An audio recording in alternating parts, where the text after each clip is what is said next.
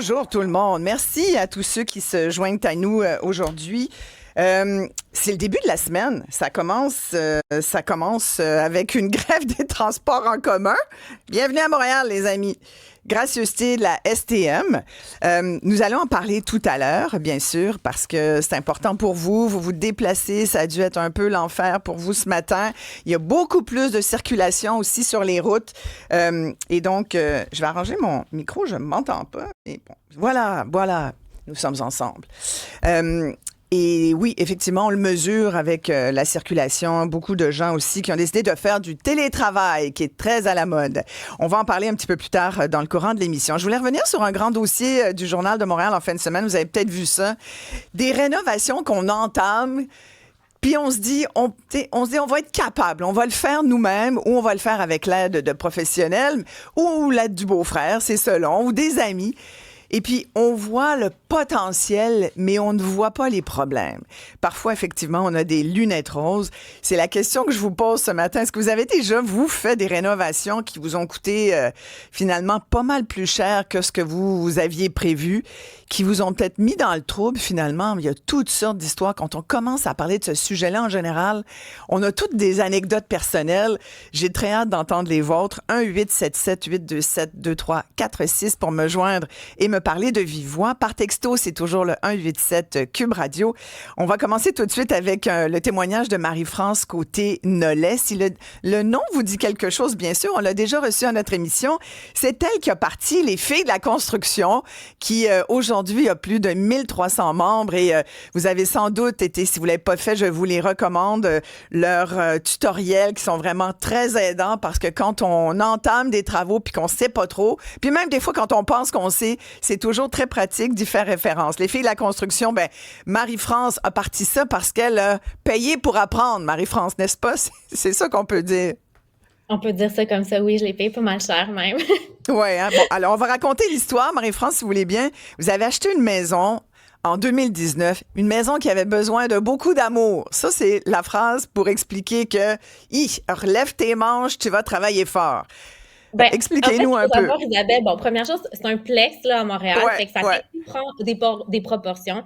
Ouais. C'est un plex dans lequel j'allais habiter, mais c'est quand même plus gros que quand tu refais juste ta maison, parce que quand tu refais une salle de bain, t'en refais une. Quand tu refais plus qu'une salle de bain, tout devient décuplé. Fait que quand tu fais des erreurs, ça fait un fois, ça devient un peu exponentiel. Tout ça.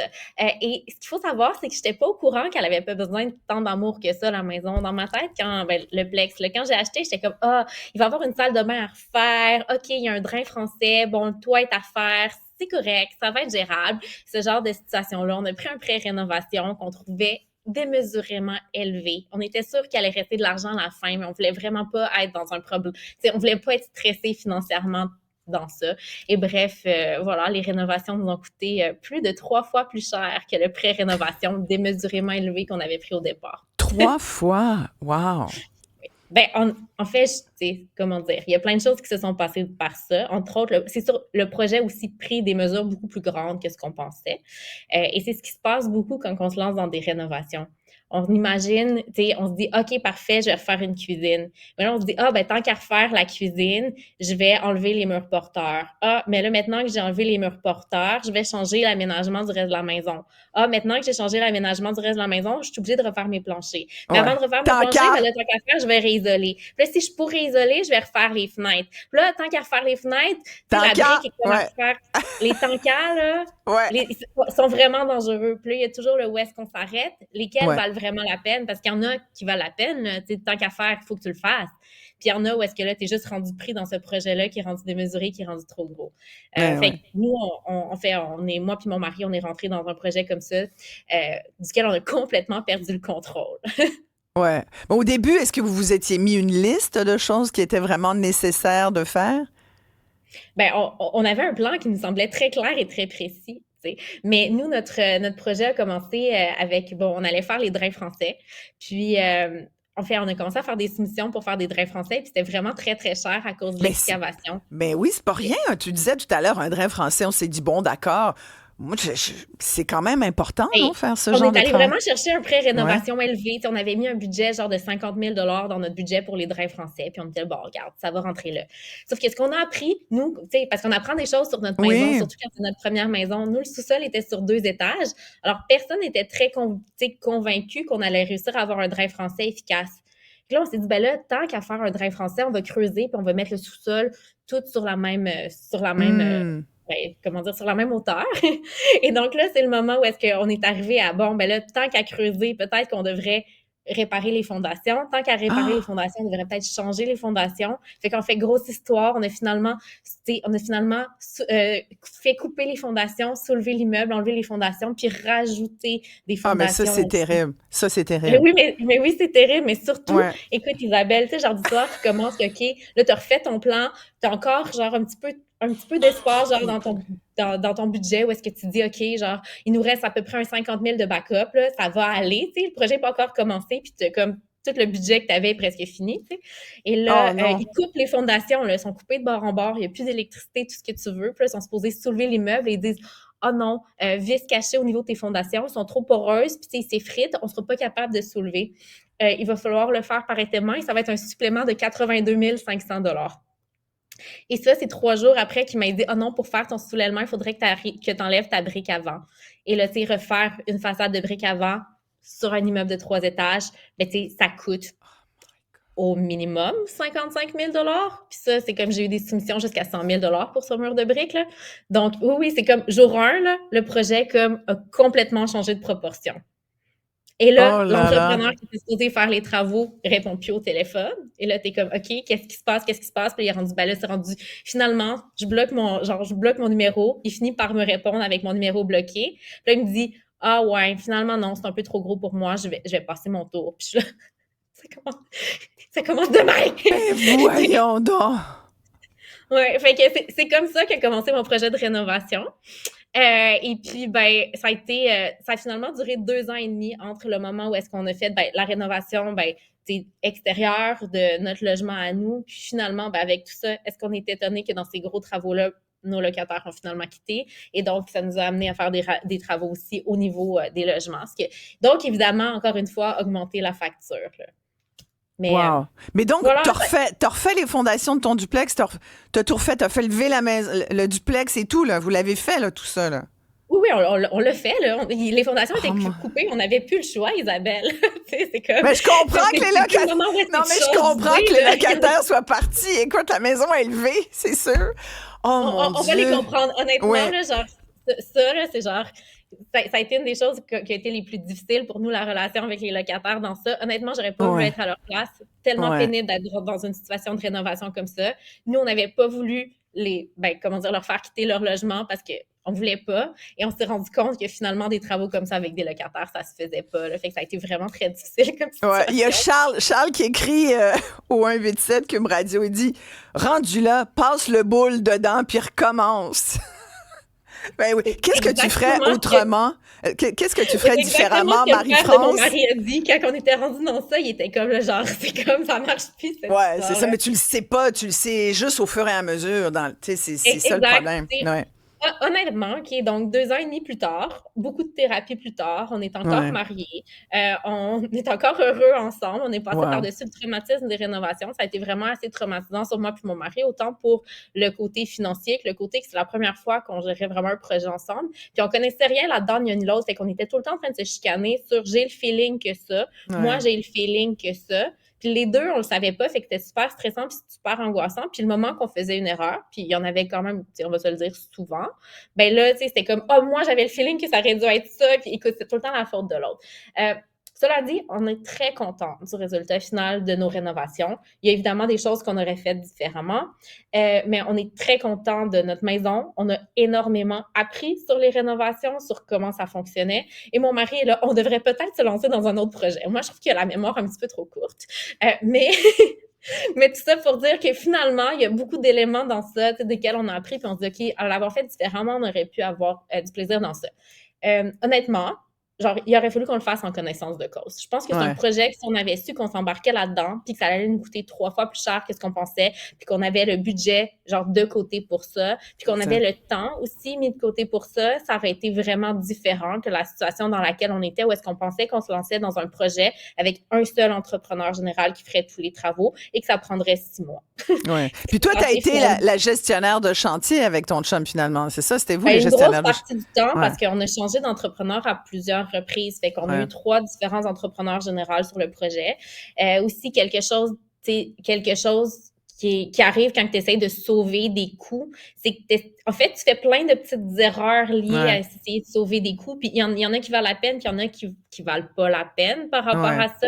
Mais tu sais, je veux dire, on s'entend que le premier entrepreneur qui nous a ghosté à la dernière minute, c'est l'entrepreneur qui m'avait fait le meilleur prix puis qui revenait moins cher. Puis C'est j'étais ça. comme, OK, je veux travailler avec lui parce qu'il était moins cher. Mais en même temps, on n'avait pas vraiment le budget pour aller avec un entrepreneur plus cher. Fait que c'est un petit peu touché dans ça. Mais c'est comme à travers ça, bon, j'ai rencontré beaucoup d'entrepreneurs, beaucoup d'excellents entrepreneurs par la suite, puisque une amie maintenant, une entrepreneur générale, dit souvent, tu trouves que ça coûte cher un bon entrepreneur, mais essaye donc de travailler avec un mauvais. Ouais, ouais, justement. Puis on va lui parler tout à l'heure à cet entrepreneur. On va parler tout de suite. Ben reste là. J'ai envie de te demander de rester avec nous quand même, juste pour dire un petit mot à la fin, Marie-France, parce que il y a le témoignage de Stéphanie qui se rajoute au tien. Puis je suis sûre que tu vas te retrouver aussi.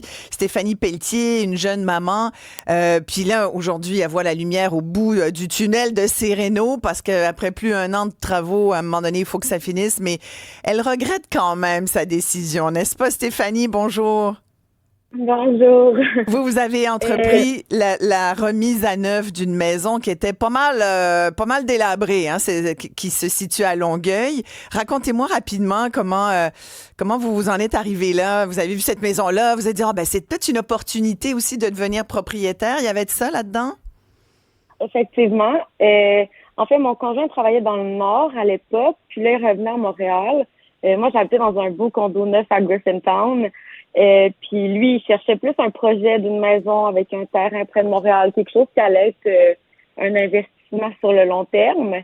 Mais moi, c'était pas nécessairement là qu'est-ce qui m'intéressait. Puis c'est ça, on a visité des maisons, je dirais, des maisons où que les gens ont sûrement commencé les rénaux et ont abandonné à mi-chemin, des choses qui étaient pas trop chères, mais les rénovations avaient aucun sens. Puis on est arrivé sur cette maison-ci à Longueuil qui avait un prix quand même dans notre budget, sous notre budget. Vite comme ça avait l'air quand même bien. Il y avait juste eu un propriétaire avant nous, la même famille. La maison, elle a des fondations solides, mais elle n'a pas été entretenue là, à travers les années. Le monsieur, sa femme est décédée. Avec le temps, là, il a vieilli, puis la maison personne n'en a pris soin, donc nous, on a repris ça. Et donc, là, vous entamez des travaux l'année dernière et tout. Quand est-ce que ça a commencé à pas bien aller, vous diriez, Stéphanie? Je dirais que c'est plus que moi, j'avais l'impression que tout allait aller vite. Moi, avant qu'on achète la maison, j'avais déjà fait faire des plans pour une nouvelle cuisine, puis on est 2 ans et demi plus tard, puis la cuisine n'est pas faite, parce que clairement, c'était pas la priorité. Mais c'est sûr que on avait des grandes idées. En premier, c'est sûr que nous, c'était une maison fumeur. Donc, la première chose, c'est qu'on avait 1 mois pour déménager dedans avant que je dois quitter mon condo. Donc, juste de désinfecter les murs, tout laver, tout peinturer pour que ça soit viable. Juste ça nous a pris plus d'une semaine quand même. Et puis, même à la fin, quand on a déménagé, on dormait dans le salon, on n'avait pas le choix. Mais après, c'est sûr que en même temps, nous aussi, on s'est embarqué dans les tant qu'à être. Donc, tant qu'à être en train de laver puis d'agrandir un garde-robe, peut-être qu'on devrait enlever un mur. Donc, c'est sûr que ça prend toujours plus de temps que prévu. Mais après, c'est qu'on s'est attaqué au rez-de-chaussée parce qu'on a fait partie du programme Réno Climat. Donc, on avait fait inspecter notre maison pour voir qu'est-ce qu'on peut faire pour qu'elle soit plus énergétique. Puis, comme ça, on avait accès à des subventions et des prêts.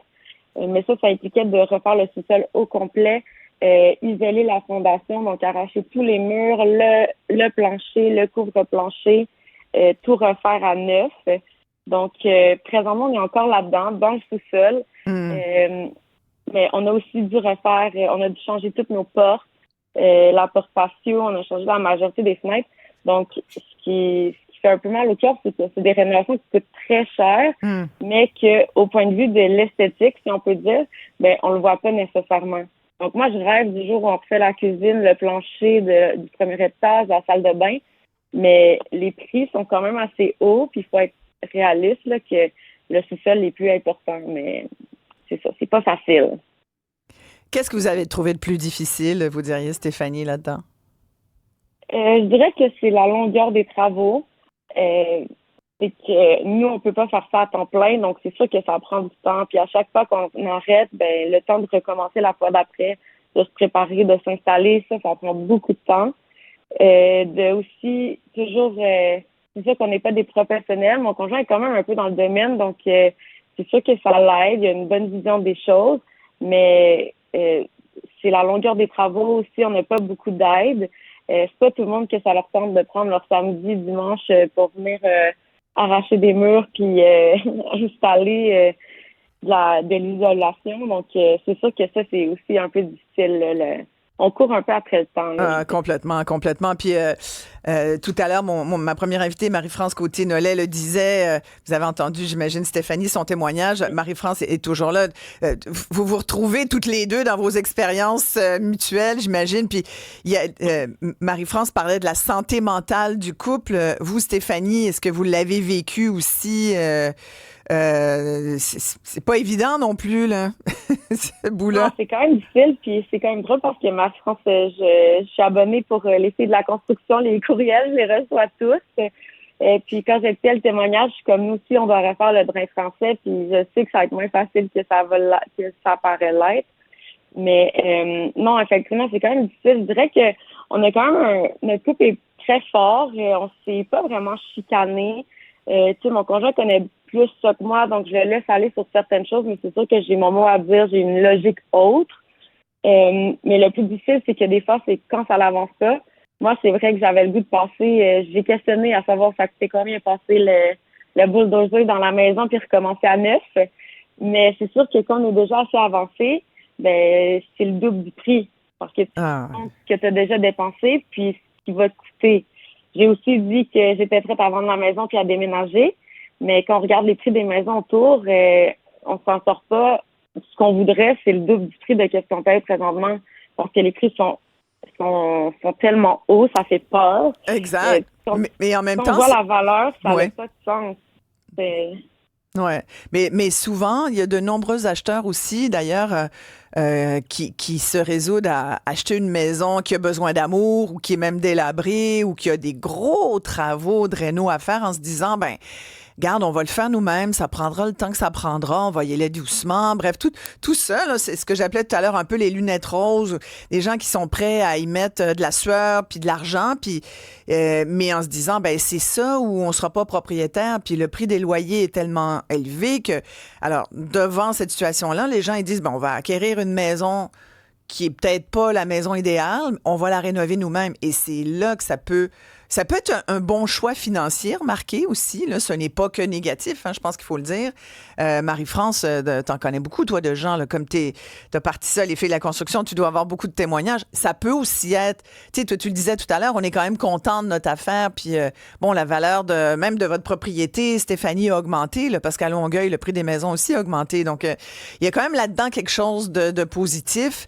Mais ce qu'il faut dire, je pense, aujourd'hui, c'est qu'on sous-estime beaucoup l'ampleur de la tâche et l'impact que ça peut avoir. On dit souvent, là, si tu veux tester ton couple, pars en vacances, fais des bébés ou pars-toi un projet de réno.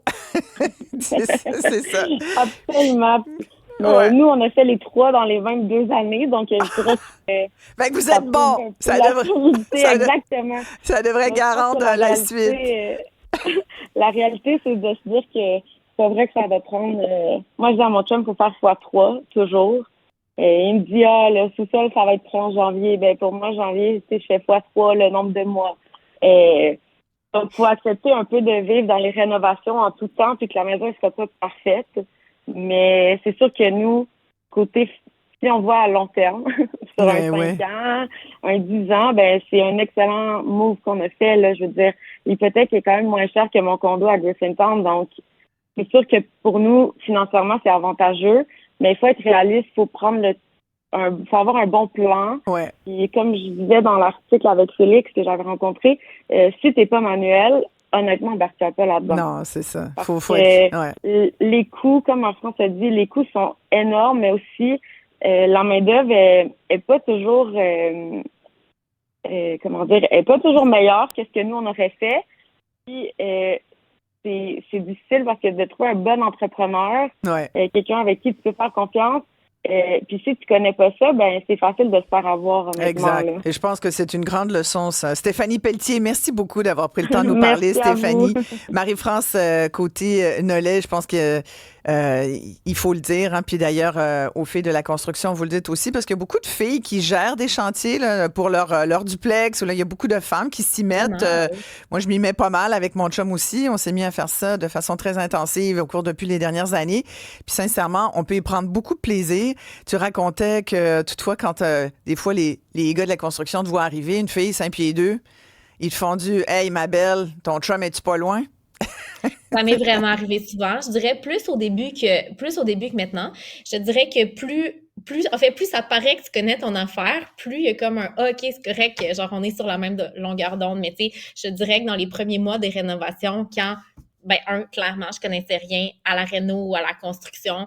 Et puis que, je mesure 5 et 2, là. C'est ça, genre, oui, là, tu sais, OK, c'est toi la propriétaire, OK, il est où ton chum? On peut-tu lui parler? Puis je suis comme, pourquoi tu veux parler à mon chum? Ouais, exactement. Il n'a pas l'information. Genre, c'est comme si tu veux de l'information, parle-moi. Exact. Ça fait toujours faire un petit saut, ça. Merci beaucoup, Marie-France Côté-Nollet. On rappelle, les filles la construction, vraiment très, très utile. Merci beaucoup d'avoir pris le temps de nous parler. Après la pause, on va justement parler à une entrepreneure générale en construction chez Ferland Drouin qui va nous expliquer comment faire pour pas se faire avoir et aussi comment choisir le bon entrepreneur. Restez là, tout le monde.